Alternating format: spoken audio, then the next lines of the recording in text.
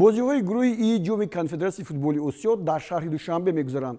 Оҳиста оҳиста дастаҳои ширкаткунанда ба шаҳри Душанбе ҳозир мешаванд. Алтин Асири Туркманистон солҳои зиёд аст ки дар бозиҳои ҷоми конфедератсия иштирок мекунад ва дар майдони марказӣ ҳам бозӣ кардааст. Имсол Алтин Асир аввалин шуда ба Тоҷикистон омад. Мо дар тамринигоҳ ин дастаро пайдо кардем. Алтин Асир финалисти бозиҳои ҷоми конфедератсияи футболи Осиё дар соли 2018 мебошад. 14 сол муқаддам аз таъсиси ин даста дар Туркманистон мужда доданд ва он имрӯз ба як дастаи пешқадами ин мамлакат мубаддал гаштааст. 8 маротиба чемпиони Туркманистон, 5 маротиба соҳиби ҷоми ин кишвар ва 7 маротиба барандаи суперҷоми Туркманистон маҳсуб мешавад. 2 маротиба ҷоми президенти Туркманистонро ҳам ба даст овардааст. Ёзгулӣ Хоҷагелдиев ба ҳайси сармураббии ин даста аз соли 2014 фаъолият дорад.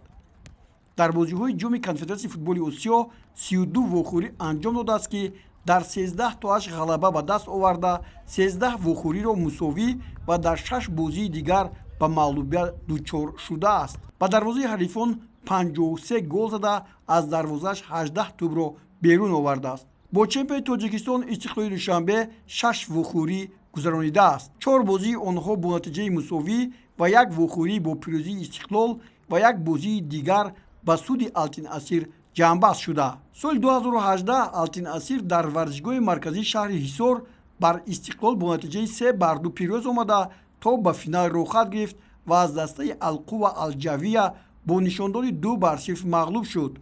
Тақрибан он бозигароне ки дар ҳайати Алтин Асир бо Истиқлол бозӣ карда буданд, ҳоло дар ҳайати даста ҳузур доранд.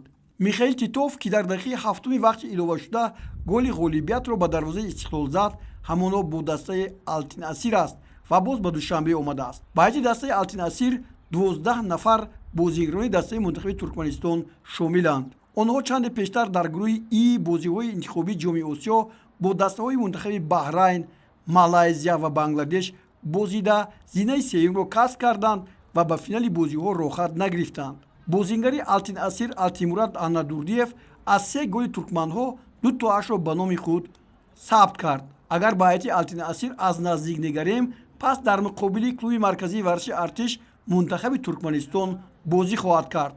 Сармураббии даста Ёзгулӣ Хоҷагелдиев ба саволҳои мо чунин ҷавоб гуфт.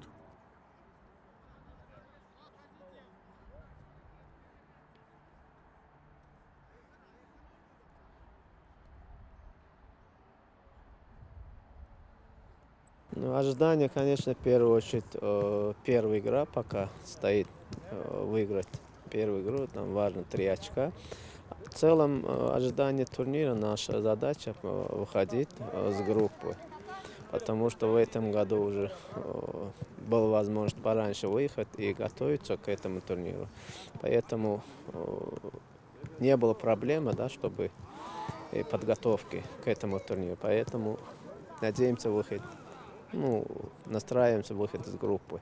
Но в первую очередь первая игра пока стоит. С нашей командой СЦСКА Душанбе. Ну, честно, мы раньше не играли, но все равно против хозяев, тем более первая игра, но все равно свои проблемы, определенные проблемы создастся. И им тоже мы не знакомы уже почти 2 года. Практически из-за пандемии были такие ситуации, не могли играть, и посмотреть тоже не было возможности этой команды. Поэтому первая игра, она всегда сложная, особенно против хозяев. Чемпионат Туркменистана не проводится, и как вы готовились к этому? И перед отъездом у нас был турнир, Кубок Ашхабада, мы там играли, там 7 игр было, достаточно было ребят форму набирать, и после этого там большинство ребят там со сборной поехали. В общем, была возможность подготовки, поэтому с подготовкой нет проблем.